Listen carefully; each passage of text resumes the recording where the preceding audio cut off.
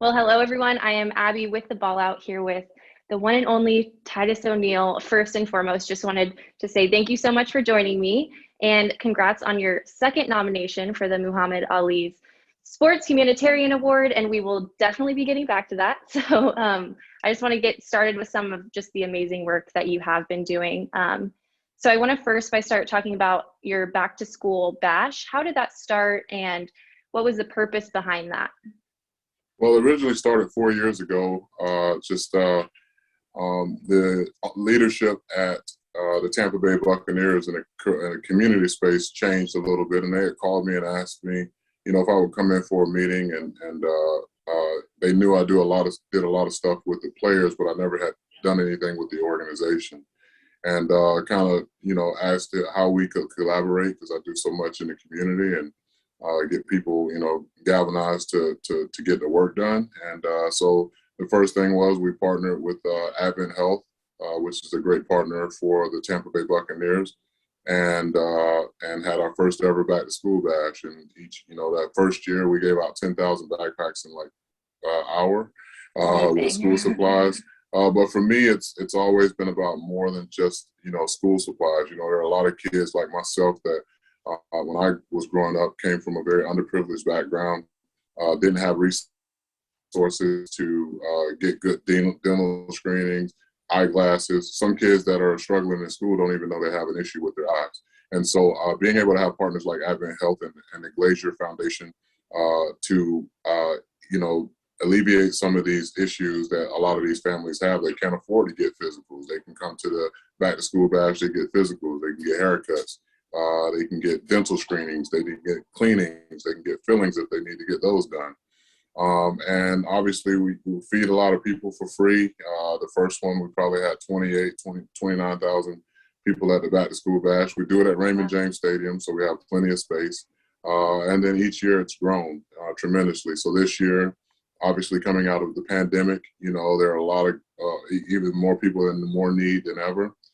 And so I wanted to, but also too, people have been kind of cooped up in the house for well over a year. So now that, our country is coming back in regards to letting things be more open, I feel like Florida never shut down. But, Same with Texas. Yeah, but being able to, really celebrate having a year of normalcy when it comes to school. So we're expecting like 45 to 50,000. I'm bringing out all the heavy guns. I got Flo Rida coming in to make a guest appearance as well, and we'll feed a bunch of people. We'll get a bunch of people fired up about getting back to school and getting back to normalcy. I'm sure everyone's very excited to get back out there because you kind of answered it, but I'm sure this was hard to kind of navigate during COVID and people not going to school, some people in school. So could you just say that this year the vision is 3 times as big? Yeah, I mean, we did the back to school bash last year too. We just did it virtually. We did it kind of ESPN ESPY style. We still were able to distribute over 15,000 backpacks to Title I schools throughout the area. But we wanted to, obviously people have been accustomed to being online. So one of my great partners is Microsoft. So they had producers fly down from Seattle and Detroit and everywhere else, and we literally put together and produced a virtual experience like none other. We had a cooking class on there that people can attend. John Cena read his book Elbow Grease in one of the rooms. Seamus did one of his Celtic workouts in one of those rooms. And so we had special shout outs from, obviously some of the Buccaneers, some of the Lightning players, things like that, to the teachers and to the students. So it was real interactive. People were able to win prizes. Schools were able to win meals, pizza parties, etc.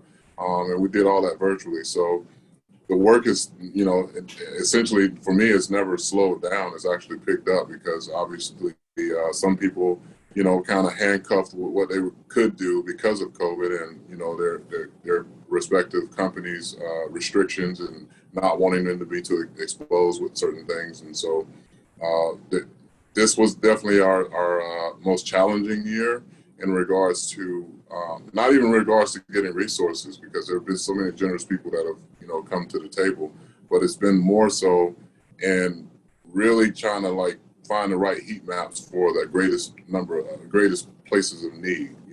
we served a lot of people, but we also wanted to be very, very intentional in regards to the parts of the community that were getting served. Well, truly amazing. That event's going to be incredible this year, I'm sure. And just to talk more about some of the things that you've done, especially this past year, you organized a love walk in 2020, and just tell everyone kind of the mission and heart behind that. I read all about it, but obviously I want you to just, how'd that start and the heart behind it all? Well, I'm not one that's big on boycotting and protesting, but I do believe that both of those things are very needed in certain situations to bring awareness and hopefully bring change. And, there were so many different protests. Some were nonviolent, some ended up being very violent. And I wanted to, really, it was a call to action to all the company heads, CEOs, leaderships, civic leaders, and then families, bringing families together from all different walks of life.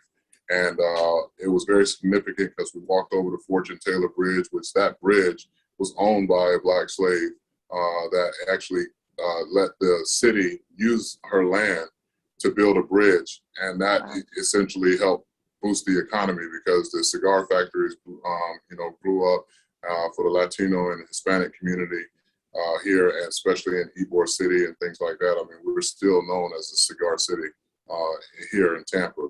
And just the significance of walking over a bridge, there are things that are underneath that, some people will never forget. But at the same token, when we're walking all in the same direction, trying to accomplish the same mission, which is to hopefully come together and get people to have real conversations about systemic issues that reside in our country. And not only just have the conversations, but actually do something about it. And so this love walk, love is action word. And so when people are moving and having fun and moving with a purpose, things happen. And so going out there and chanting the same chant and,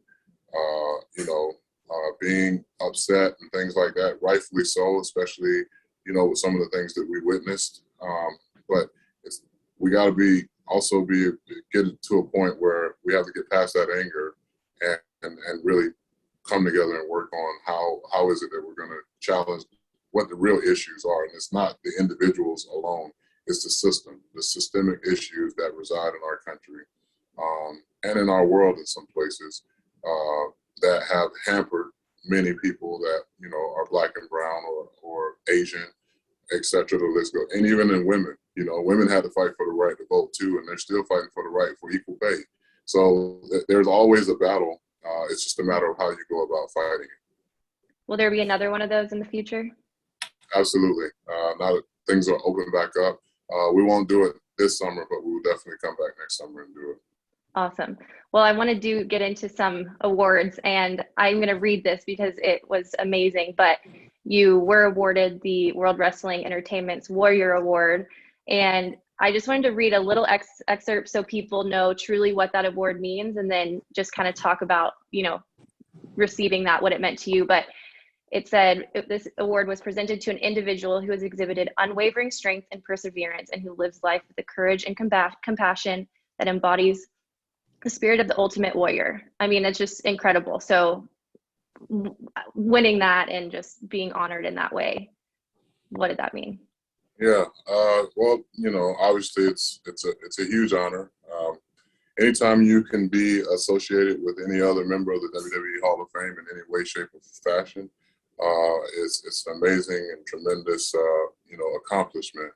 But to be acknowledged for who I truly am as an individual and what I do for others, that's greater than any title that I could ever win in the WWE. It's greater than any pay raise or whatever, because for me, I've always said that, I don't want to just live a life of success. I mean, anybody can be successful, but I want to live a life of significance, because success is for us. We all should want to be successful, but being significant, because there are a lot of people that, lived on this earth, walked this earth in various forms and times and countries that were very wealthy, and they left this world and they were not significant at all to a lot of people.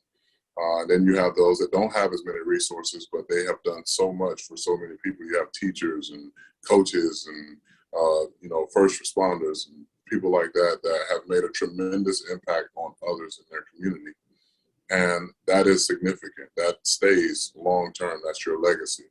And so being able to be in the WWE Hall of Fame as a Warrior Award recipient, kind of encapsulates the work that I've been doing for years prior to WWE, during WWE, and I can't say that long after, because I don't know how I'll probably be with WWE for many years to come.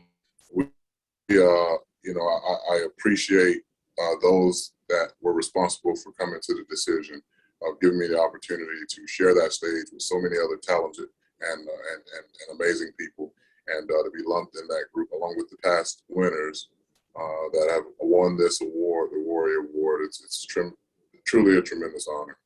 Well, congratulations. It's truly incredible. I'll end on this. I know we have limited time here, but I want to talk about this award that you're nominated for again for the second time in a row, the Muhammad Ali Sports Humanitarian Award. And I did read that he's just been someone that you've looked up to your whole life, and you have pictures and all sorts of things all over your house. So although you were nominated last year, 2 years in a row, how special is that for you? And, to be, even as a nomination, to just be honored in that way 2 times.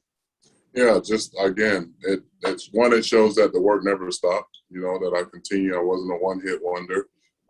And 2, that, there are a lot of people working behind the scenes that have been able to acknowledge what I've done, and they wanted to bring that to the forefront for a second year in a row. And obviously, coming out of COVID, it was a very tough year for a lot of people to be able to really make real significant impact because of the restrictions. But being able to be nominated once was amazing. Twice is nice. But, again, the man that represents this award, Muhammad Ali, his convictions, how he lived life, how he loved other people, that's who I've always strove to be as a man. I want my family to respect me. I want my community to respect me. Far past, if I play football or if I'm a WWE superstar, respect is a huge thing for me, because when people respect you, they treat you a certain way, and they also make sure that they treat other people around you a certain way, because they understand that, I treat the janitor with the same respect I treat the CEO with. Well, truly amazing. You're someone that a lot of people should look up to. Thank you so much for your time today. Good luck. And thank you truly from the bottom of my heart, and I'm sure everyone else's. Thank you for all the good you've done in this community and just bringing positivity and light. It's truly incredible to get to sit here and talk to you and meet you. Can we get a shout out for the Ball Out? Go follow, watch the interview. Yeah. Hey, what's going on, everyone? I'm WWE Global Ambassador Titus O'Neil. Make sure you go and check out Ball Out. Follow them on Instagram, Twitter, and Facebook, and you'll get a chance to see my lovely face being interviewed by the Thank you so much. I really appreciate your time, and I hope you have a fantastic weekend. Oh, and congrats on your Tampa Bay win. Awesome. Thank you. Hockey. Yep. All right. Thank you so much. All right.